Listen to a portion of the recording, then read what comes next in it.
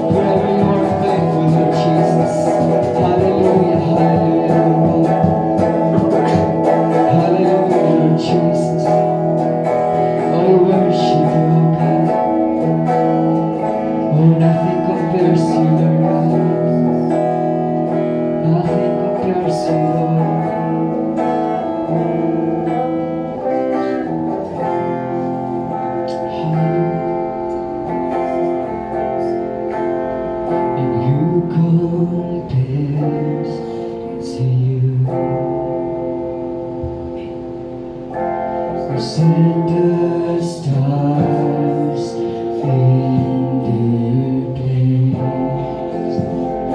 You calm the raging seas, and I came crashing over me.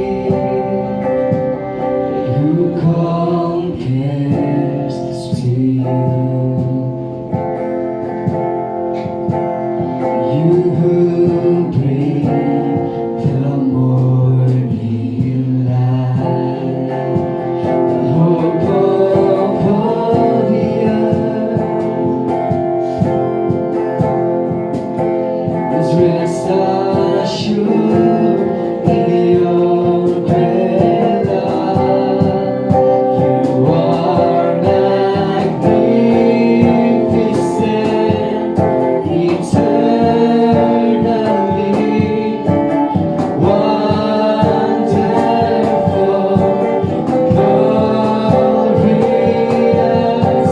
Jesus. No one ever will compare to you, Jesus. Where the evening fades,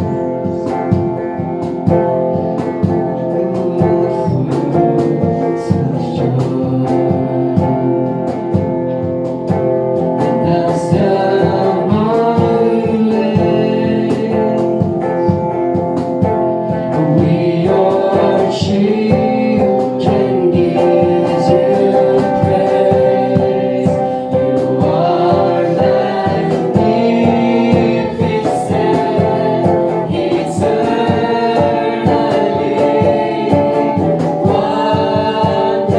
wonderful, glorious Jesus. No one ever will compare. You are magnificent, eternally wonderful, glorious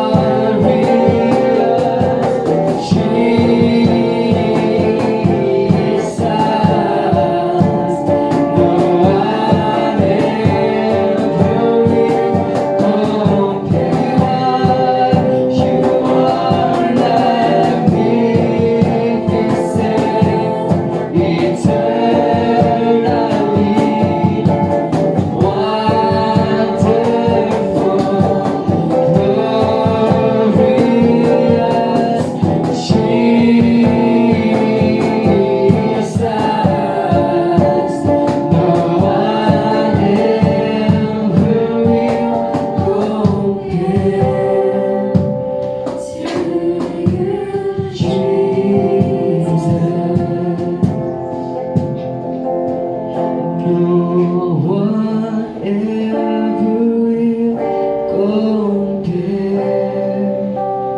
to you, Jesus.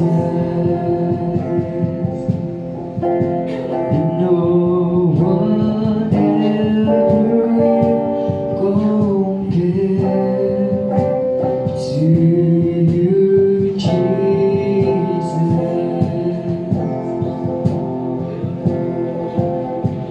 And I stand in awe of you. I stand in awe of you. Holy God, to whom all praise is due. I stand in awe of you. Come on, let's sing. I stand in awe of you, yes, Lord God. I stand in awe of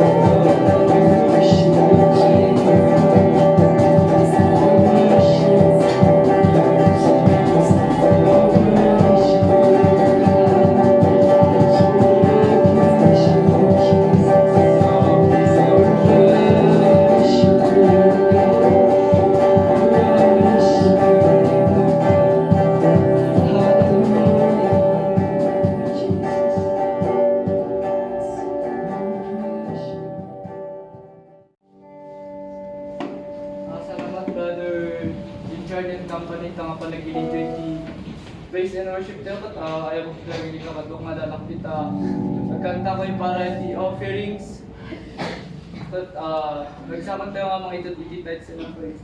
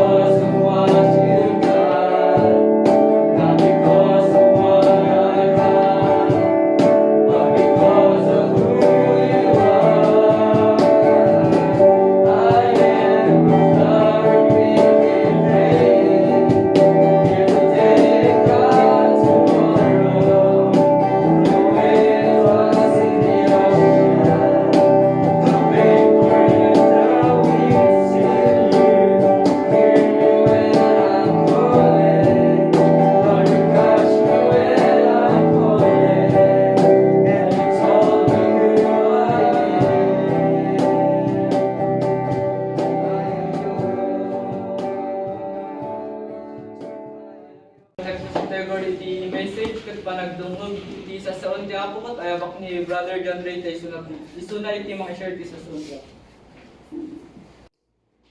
Before we start, we pray again. Yes, Almighty Father God, thank you Lord again for this day. Lord, we pray to continue to be with us, God, your Holy Spirit, Lord God, kada tayo continue mag-pray. Amen. Ti teksto tayo tata, Deuteronomy 7, verse 9. So, Deuteronomy 7 verse 9, I think ni Moses, tinaibaga dito. Know therefore that the Lord your God is God, the faithful God who keeps covenant and steadfast love with those who love Him and keep His commandments to 1,000 generations. God, that's the reading of His words.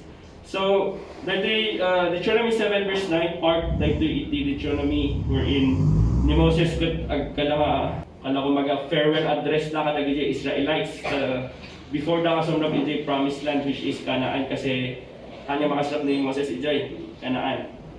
So dati Deuteronomy nga dati kana ibagbagana kada giti ibagbagana kada giti Israelites ken dagiti sumugdat kanya na ni Joshua namang elite nagano ti ibagbagana jay ket verse 9 kuna nanti nga the Lord is faithful.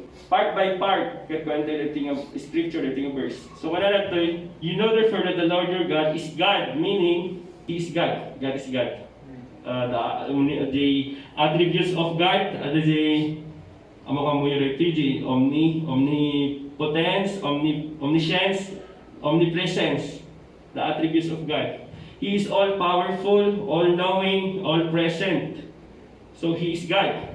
And kung God is God, and the faithful God, faithful God, who, dating pagkakaroon keeps covenant and steadfast love. So, covenant, God is a promise keeper. Anyaman in promise na kalagay ng tao na He will surely do it. It will surely come to pass. He is a covenant maker and a covenant keeper or promise keeper God. And kung na may isa tinga, steadfast love. That is steadfast love, the other translation, inusara yung word ng mercy. Mercy or that is love that never change or never fails. O baga, always true. A love that is always true, always promise. And that is the steadfast love or the mercy of God kanya tayo. Yan kalagi the time of Israelites. So makita naman dito as we move forward to the scripture kung na the condition with those who love Him and keep His commandments. So there is a condition that so first, for those who love Him, nagiti mga ayat kinaapod Diyos. And number 2, who keep His commandments. Si mga aramid, di pagayatan na kasya eh. Kas damit lang natin itikwan, di salvation, a free gift. Free gift di salvation, nga madakan niyam, no awatem, minuham nga awaten. Di ba?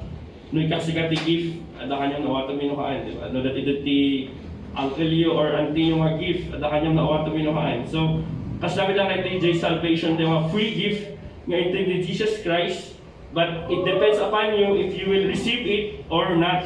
So, dahil pagpagana natin faithful, God is faithful, kadagiti tao nga makayayatkin ko nakin makaraming iti pagayatan na, the commandments na. So, dagutin ka tayo bagay during time of Israelite. It is for them, but it is also for us today. Applicable mit lang kanya tayo. Dito yung naibaga dito yung He is faithful. So, wala na ito no, take note, we love Him, why we love Him? Because He first loved us. Wala na verse 8, scripture tayo, verse 8 before the verse 9. Because the Lord loved you, sana yung word nga past tense ti love, meaning He first loves us. Because the Lord loved you and is keeping the oath or the promise, which He swore to our fathers. The Lord has brought you out with a mighty hand. They brought you out of Egypt. Tipang pangito na ito. And kung pala natin yung which He swore to your fathers, meaning nagijain mo na, generation na, the Abraham, before Moses, the Abraham, like that. Nga lumalagay ito yung father, the promise, or the covenant ni God kini Abraham, na you will be the father to many nations, the father who will father many children. Kung pala natin, dito kapututan ni Abraham, hindi lang dito Israelites. Which He swore to your fathers. In promise na kini Abraham, kat adar aramidin na lang. So He is really a promise keeper, God.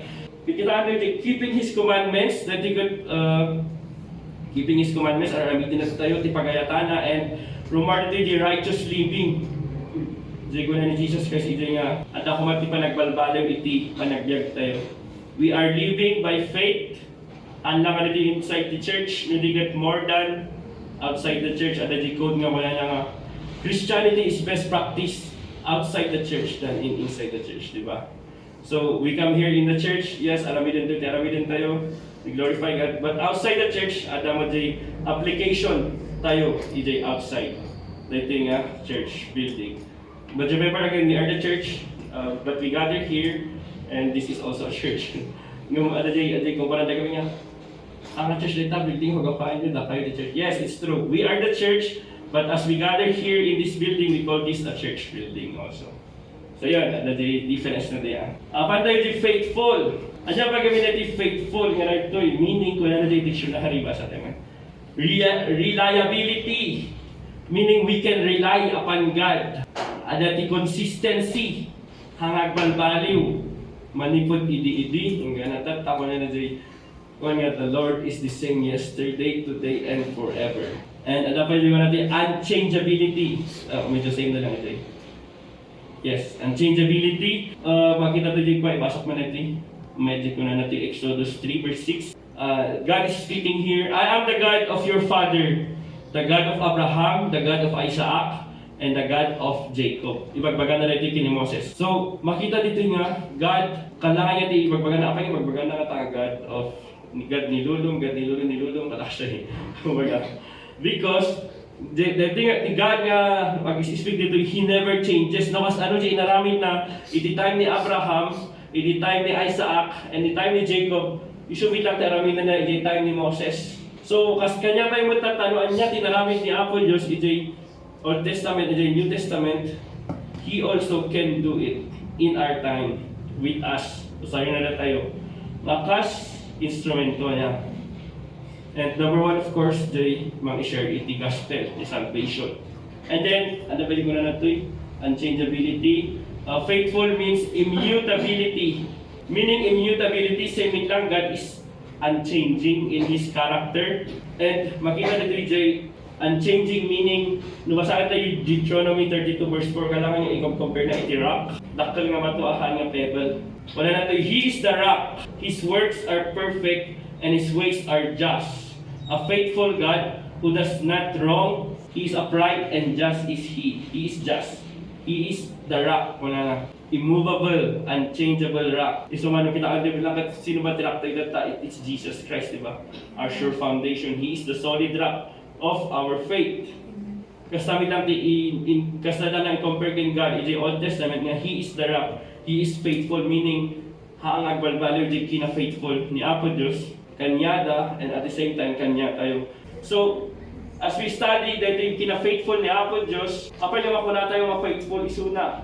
And then, 7 points why we can say that God is faithful. Number 1, He is faithful to forgive our sins. Ako na na-edit. 1 John 1:9.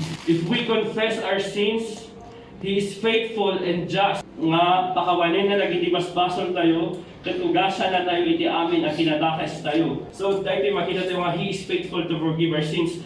Di ka pa nagpakawan, nakat nainay nga pa nagpakawan, meaning continuous, tuloy-tuloy nga pa nagpakawan, di basol tayo. Basta, pantay nga pa repentance, ayun. He is faithful and just, meaning just true to His power and true to His nature. Nag-favorite nga i-kapanti, patati, i-share the social media. God is love for you. But I tell you, God is love and God is just. He is love, yes, He loves us very much, and He is just also, meaning He hates sin. Madina nga kahit nga datay what adatay tikinadi basbason ka siya. Although sometimes agbason tayo tao tayo garod ng adajay panagsubit tayo ginapos siya adajay repentance tayo ginpana. So God is love, but God is also just. So number 2, faithful to keep us. Hebrews 10 verse 23. Let us hold fast the profession of our faith without wavering. He is faithful, that promise. He is faithful to keep us. Keep us until the day nga may tunji panungpalan, nga in baga na Revelation, may tunji judgment day nga mga kuna. He is faithful na tanga makipagpag na kanya tayo. Di ko na profession of our faith without wavering. Ano yung wavering nga ito eh. Di habo mga nga lulubog lilitaw ti pamati tayo, meaning di nung kita doon di bye-bye, ada di waves. The wavering nagapuy di root word nga wave. Wavering di kasi di ba? Di bye-bye daluyon or the river. Kat habo mga kasi ti style ti pamati tayo nga lulubog lilitaw. Nuligat di maturity tayo kumakat ngumato, madaba tayo man basit, then agrize tayo again. Haka di stagnant lang nga, ganun. Hala ka di straight kumbaga, nuligat di pakas lang. Although sometimes, ada yung matinagat tayo, ngumato tayo lang taas lang. So yun, ada di parang keep na kanya tayo, di faith tayo. Iso nga di, pamod di, arabinan tayo di, we help ourselves nga, ada nga, maturity pamati tayo, ada pa yung intimate relationship tayo kinaapa Diyos, ma-deepen pa yung relationship tayo kinkuana. So number 3, for 2 Thessalonians 3:3. Wala na dito eh. The Lord is faithful who shall establish you and keep you from evil. Papiksaan in sa lakniban na kayo iti kinadakas, kinmanagdakas. Wala na dyan. So at na ako Diyos, imagine kanya ito strength, and He will protect us from any evil, from any harms. Dali naglabas nga typhoon, we are all protected by God, although at hindi ka nangyari nga accidents. We just pray for their families, for comfort, encouragement to them. Nga sometimes di ko na mandilas nga hantay ko nagiti umay nga adati mo natin pa nagbiag tayo matantay nga maawatan na minsan. Someday somehow we will soon understand. Panandag ko nandiyan may isang ako preacher. Lumay doon di panungpalan, nawagam to ni Jesus Christ. Kala joke lang. Yung adati truth behind. So yun, ada nga, niya po Diyos God faithful nga mag-establish kanya tayo, nga mag-keep us, mag-protect kanya tayo, dahil naman nga dakas nga magpaspasama. Ada nga yung ko may isang pastor, testimony na, dati na panad na kami isang baryo. But isang baryo, adati NPA. And then, adati one time, adati mga soldado, and adati NPA, kalangay adati crossfire. Adati nagbibinagtog da, and then adati ito nga, adati pastoral house da. So adati pa may soldado, adati NPA ito, nagbibinagtog da. But the very amazing injay kat awan ngiti nan ano kanya ka injay uneg ti balay. Dada nga uray no yung balay kat na butas-butas ti paltog nga isuda awan ti natirtiraan kanya da. So that is really amazing nga magpakita nga God is faithful to keep us from evil. And yun. So we go to number 4. He is faithful to make a way of escape from temptations. Ayan, temptations. Amo nga, amin tayo ba't adati masama tayo temptations. Di ba nag-read ko na lang yung 1 Corinthians 10:13. Basa man ito. Tunggal sulisog nga umay kada kayo, gagangay na. There will be temptation for each and every one of us. It is talaga nga umay. Wala na tayo. Gagangay adumteng iti tao. Nagtungpalan ti Diyos iti karina nga di na ipalubos ang masulisog kayo iti nalabes. Wala na, di nalabes meaning di hana nga baybayan yung masulisog iti hantay makaya. Ken di yung kabailan asang raten. Yun nalabes ken di yung kabailan asang raten hana nga ipalubos nga maikanday ti more than temptation nga hantay makaya nga samoon. Wala na tayo, no masulisog kayo, ika na kayo iti piksa ang mangibtur. Yan, handa tayo napigsa nga sulisog or more than nga tayo kaya, and then kung na kayo tinultuloy na numasulisog kayo, ika na kayo tipigsa ang mga imtur, ika na natin strength nga magsawa na kita sulisog, ika na natin endurance. Pati ikasta, baka lisi kayo or may kanay di victory. Na malagip di pa, victory di namin sa about faith. Nga umay ti testing, umay ti trials, iti faith, that is for sure. Kung na nagagangay na, nga dumtang iti tao, meaning umay ti testing to, titong gamay sa kanya tayo, ba't umay man nagkita, adala ti apo mapigsa, kanya tayo, mamangsango na kita nga trials, challenge, ito nga dali, kung natin may isang picture nga, nung mamingsan, tayo lang kas out, kaya na, in Jesus name na nga problem, in Jesus name na trial, kumana ka, in Jesus name na nga suffering, in Jesus name, kumana ka, handay lang cast out, nung di ka paminsan, di prayer tayo magkat, Lord, give me strength to endure or to face this trial. Ayun.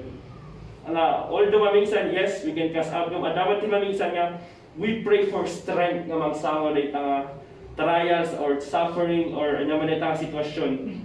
Iti pa nagbiag, tinong gano'n isa. Ayun. So, temptations, amin tayo, na temptation tayo na duma-duma. No, God will give us ways to overcome it.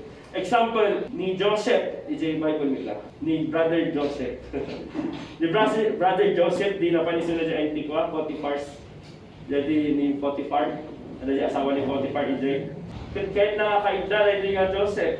Kahit lumasan yung Bible ko na ije nga, everyday na kapan ko ni Joseph, kung baga sa sulisugin. Nung sumbat ni Joseph ko na natoy, kasano nga rod nga aramid at tikasta, akinadakes, ken agbaso lang iti Dios. Yun, so makita tayo ni Joseph at nakay kanya na yung puso na kumaga yung words of God na amuna nga diya nga mangyari or aramidin dapat mali.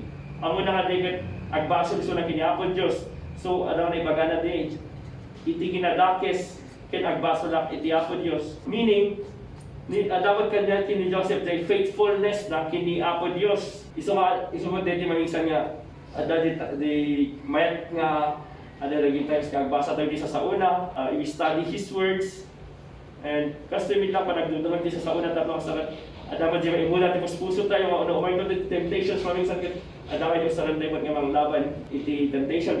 Example ni Jesus Christ during His temptation, di ba kat adama these are not the words of God, mga laban iti enemy, kunan di enemy. Pagbali naman gord ti bato at tinapay kunan ni Jesus Christ. Kuna na natin sa una nga thou shalt not live by bread alone, no digit by every word. The words of God with ating usar na ng ibagakakuan. They shall not by bread alone, and pinagijay, they all glory, and you worship lang ni Apo Diyos kasi.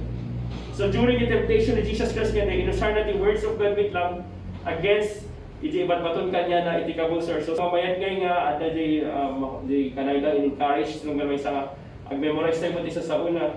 Words of God, in times nga winning, mabalin nga isa tayo mga overcome or mga kapigsamot ti kada tayo.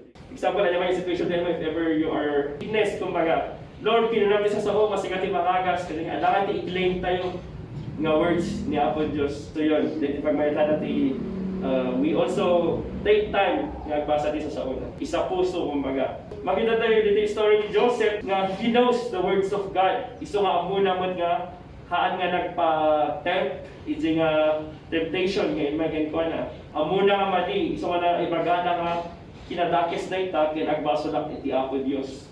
Ayun. And makita namin namin iti life ni Joseph na adati pa nang sa puso ti sa ni Apo Diyos, and then the second, adati pa nang i-apply. Application, meaning the lifestyle tayo, at ada pa nga umandamong iti words of God. God is faithful when we are not. Adati sometimes nga hantay mo faithful, adati sometimes nga matitnag tayo, but God is still faithful. Parable of the only begotten Son, or the magpugtong anak, ang istorya. Amoy istorya na tiyay, nga uray nga na anak na kat kinmadayo, di ama na kat faithful, lata nga nag-uuray, kin anak na nga nagsubli, kati nagsubli, anak restore na, di panti anak na. Kasama kanya tayo nga, di ko na kayo, uray na matinag tayo man, if we come back to the Lord, ada ka faithful na tayo suna nga ko, mang-embrace kanya tayo, mang-welcome kanya tayo. Kasi di ko na lang, uray hantay mo faithful, God is faithful. Kuna na yung 2 Timothy 2:13, if you are faithless, He remains faithful, for He cannot deny Himself. Ayun. He is always faithful. Manibot pa ini pumanay, ang ganatata, ang ganaton kaamorian di antaw. He is faithful, God. Na oras yung nagbason tayo, manakmanin, at dalata nga He is there to lift us up. We are just willing to confess our sins to Him. Yan. But of course, alam mo din mga consequences of our sins. Yes, we are forgiven, but sometimes we will suffer the consequences of our sin, di ba? Example, lagi di crimes, lagi di tao nga nag-aramid ti krimen, panagtakaw, panagpatay. They will suffer the consequences of their sin, but if they accept God, yes, of course, they will be forgiven. Ayun. Next, number 6, faithful in our old age. Psalms 37 verse 25, nagubingak ng itala kaya kon, or bakit akon, gano'n natin. Ngam awan pa'y nakita kalalintig, abinaybayan iti Apo. Ayun, meaning the writer na writing a Psalms, or composer na writing a Psalms, kat ko na manibot pa iti ubing na ngalangalin makay, at awan pa'y nakita na nalintig, or someone who has a right standing with God, or a Christian, a believer, abinaybayan iti Apo, wala na. Na makita dito nga, if we are really serving God, He will not, natin may bayan, na He is faithful, na magkipag-adakan niya tayo. Manipol, iniinawa tayo suna, ang gana takta, ang gana itultuloy tayo, He will guide us, He will be with us. Ang gana ko na nga lumakay, winubumakat tayo ito. At adala na ti Apo, mamakian ada, ititunggan may sa kanya tayo. Ada nga, di ko na walk with God, makipag-natay kanya Apo Diyos, ang gana umayti time tayo, or umayto ti panungpalan na siya. So next, He is faithful eternally, meaning eternally, no end, eternal, meaning walang hanggan yung pagiging faithful ng Panginoon sa atin. Maganda din Psalms 36 verse 5, your loving kindness and graciousness, O Lord, extend to the skies. Your faithfulness reaches to the clouds, meaning the faithfulness at gaano man kalawak, kataas, kababa, yun, faithful pa rin ang Panginoon. Wala na nga beyond, so wala na dyan old age, beyond our old age. Ano ba mangyari dyan old age? Death, physical death. After physical death, ano pa, hindi ka na faithful ni God dito, ano din mo na nga eternal life. If ever mga matay tayo tata, what is beyond our life? What is beyond the physical death? If ever nga matay tayo may sa tao tata, physically, anya pa iti adadjay after death. Yun. So tuloy-tuloy lang tayo, faithfulness na ako Diyos si Jay, nga makitid kanya na yung kina-faithful na, which is the eternal life, nga makon ko na. Eternal life. Ngayon, promise na kada tayo, kadadakan niya tayo, naawatan tayo din, winduhan tayo maawatan. So, nagutin nga nabangkin tayo nga faithful, kina-faithful na ako Diyos kanya tayo, He is faithful to forgive, faithful to keep us, faithful to establish us and keep us from evil, faithful to make a way out of temptation, faithful nga, unay naman nga faithful in the old age, faithful eternally, anya karon ti alamad nga mapatay dito eh. Kanya tayo, when God is faithful, so ang balid tayo ko mga faithful iti faith tayo. Habang bumaybayag, mag-mature tayo, habang bumaybayag, malibin pa iti relationship tayo dyan po na nga intimate relationship kini Apo Diyos. Last verse tayo, 1 Thessalonians 5:24 manana, He who calls you is faithful and He will do it. And yung taramid na, He will fulfill His calling in our life, each and every one of us. He will make us holy. He will guard over us, protect us. The promises na in the Bible, He will do it. He will do it to us. Maiso na kat faithful and trustworthy iti Apo nga nangayab kanya tayo kat anda mag-araminin na nagiti promise na nagiti favor na kaibagalan yung words na kanya tayo. He will do it. He will faithful and He will do it in our life, in your family, in your work, in your studies, and ano man tayo matata, yun, He is faithful. And then, actually the scripture tayo, Deuteronomy 7, verse 9, naitutuloy tayo mabasahin, verse 10, at in kami na dyan na po yung warning na. Warning of God, God will destroy those who hates Him. Meaning, nagihaan nga namatikin ko na, nagihaan nga mga awat kin ko na dyan mga reject the gospel. So our last verse, 1 Thessalonians 5, basahin doon. So as a children of God, we should be faithful also to Him. Ayan, nagbalik na faithful kin ko na. Last words for every one of us, we continue to be faithful to the Lord because He is so faithful to us. So yan, be faithful lang outside. So yun ang mga naalala tayo about faithfulness of God. And yeah, the end of our message for today. So let's pray. Yes, so my beloved Father God, thank you Lord for these words. Naalala ni Tata about your faithfulness of God. Salamat kita nga in-share mo, Brother John Reyna sa Saudi ako bago tayo apan iti closing prayer mga announcement.